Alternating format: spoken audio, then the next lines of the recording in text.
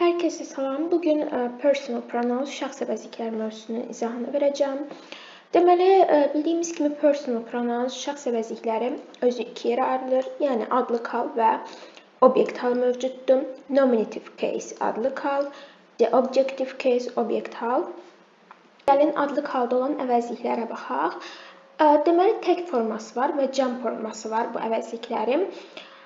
Tək formalarına baxaq. I, mən, you, sən, she, o qadın cinsində, he, o kişi cinsində, it, o cansızlarda. Burada cansız dediyimizdə tək burada cansızlar nəzərdə tutulmur. Həmçinin bura heyvan və bitki də aiddir. İndi gələk cəmləri sayaq. Cəmlərə aiddir. We, biz, you, siz, they, onlar. Deməli, cümlə quruluşu ingilis dilində fərqlidir. Yəni, Azərbaycan dilində biz bilirik ki, birinci gəlir mübtəda, sonra gəlir digər nitq hissələri, daha sonra da sonda gəlir xəbər.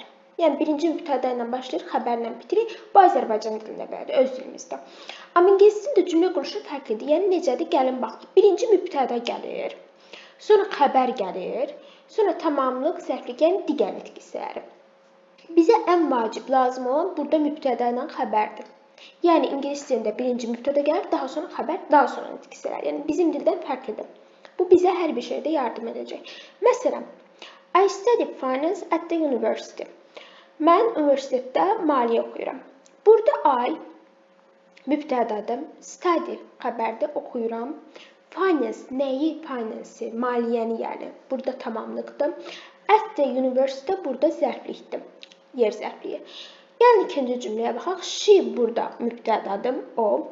Reads oxumaq xəbərdir. Books kitabları nələri? Bu olur tamamlıq. In the library bu da yer zərfliyidir, olur zərflik. Yəni gördüyümüz kimi birinci mübtəda gəlir, xəbər gəlir, tamamlıq zərflik. Yəni düz bu qayda ilə tamamilə uyğunluq təşkil edir. Gələk danışaq adlı halın xüsusiyyətlərindən. Adlı haldakı əvəzlikləri ümumiyyətlə birinci burada qeyd edək. Deməli, I, mən, you, sən, she, he, it, o, we, biz, you, siz, they, onlar. Bunlar adlı hal əvəzlikləridir. Bunların xüsusiyyətləri var. Deməli, bunlar cümlənin əvvəlində işlənirlər. Cümlədə yalnız mübtəda olurlar. Özündən sonra xəbər qəbul edirlər. Bir də who, kim sualına cavab verirlər. Gəlin baxaq. Ümumiyyətlə cümlə quruluşunu bir də yazıram. Mübtəda, xəbər, tamamlıq, zərflik. Bunu unutmayaq.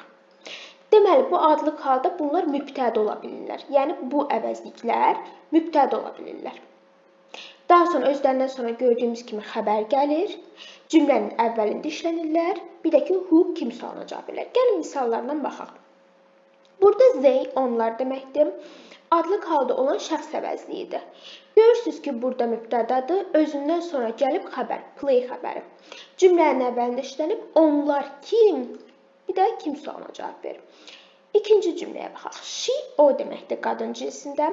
Bu da cümlənin əvvəlində işlənib. Özündən sonra writes, yazmaq feili gəlib, yəni xəbərim. She burada mübtədadır. Daha sonra she, o, kim sualına cavab verir. Gələk üçüncü cümləyə. We, biz deməkdir. Görürsünüz ki, cümlədə mübtədadır. Cümlənin əvvəlində işlənib. Kim sualına cavab verir. Özündən sonra watch xəbəri gəlib. Yəni, watch feildir burada. Özdə xəbər kimi işlənibdir. İndi gələk danışaq obyekt haldan. Obyekt hal əvəzlikləri hansılardır? Biz bayaq adlı halın əvəzliklərini yazdıq. Obyekt halda olan şəxs əvəzlikləri hansılardır? Me, mənə, məni. You, sənə, səni.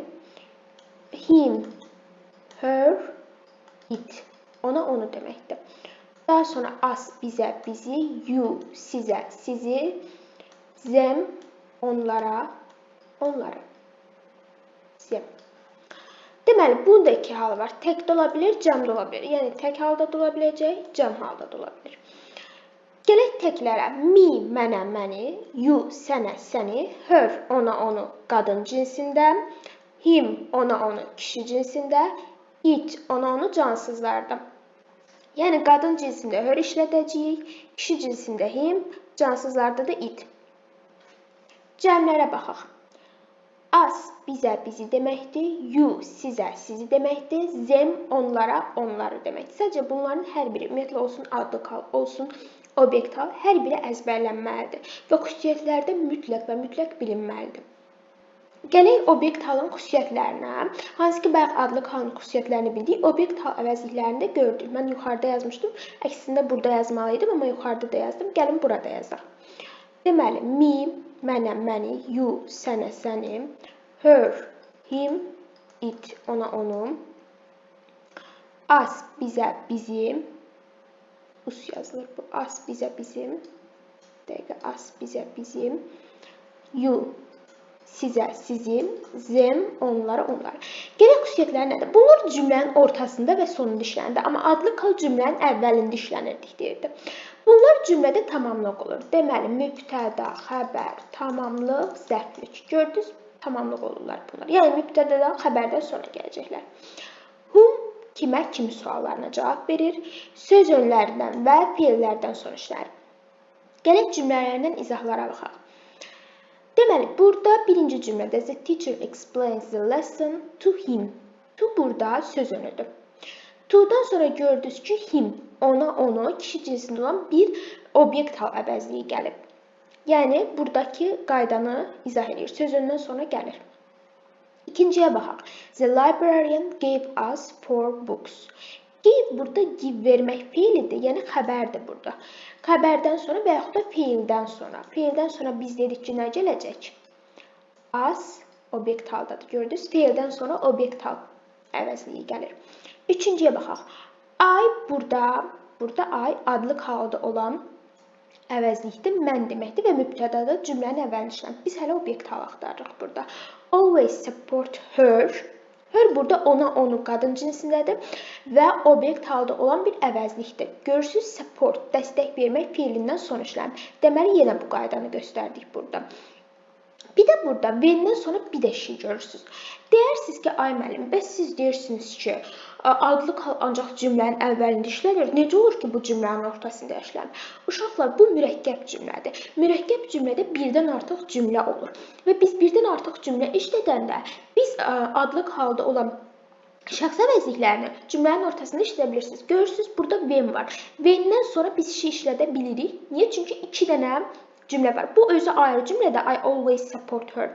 Digəri she feels tired at university başqa bir cümlədir. Yəni biz şeyini, yəni adlıq halda olan şəxs əvəzliyini başqa bir cümlənin əvvəlində işlədirik və burada yenə she kim sualına cavab verir, cümlədə mübtədadır, cümlənin əvvəlində işlənibdir və yəni mübtəda olur cümlədə. Özündən sonra da xəbər gəlib görürsünüz ki. Yəni bunu qarışdırmayın. Daha sonra dördüncü cümləyə baxaq. They burada bilirsiniz ki, adlıq halda olan şəxs əvəzliyidir, onlar deməkdir. Cümlənin əvvəlində işlənilib, kim sualına cavab verir, mübtədadır, özündən sonra prepared xəbəri gəlib. Amma burada us da var. Yəni us bizə bizi deməkdir. Obyekt halda olan şəxs əvəzliyidir. Görürsünüz, us'dan qabaq bir for söz önlüsü gəlib. Biz burada bayaq dedik ki, söz önlərindən sonra işlənir. Bu for söz önündən sonra yəni biz işlədəcəyik nəyi? Obyekt halda olan bir əvəzliyi. Ümumiyyətlə, belə deyim ki, uşaqlar, söz önlərindən, feillərdən sonra sizə əvəzlik verirsəm, çox vaxt siz obyekt hal işlədəcəksiniz. Yəni, əgər sizə təkcə adlıq halda olan və obyekt halda olan əvəzliklər verilibsə, təbii ki, digər əvəzlikləri hələ ki nəzərdə tutmuram. Mən bugün sizinlə personal pronouns, şəxs əvəzliklərinin izahını verdim. Sonda isə belə bir sual qoymaq istəyirəm. Cavablarınızı şərtdə qeyd etməyi unutmayın. Sağ olun, hələlik.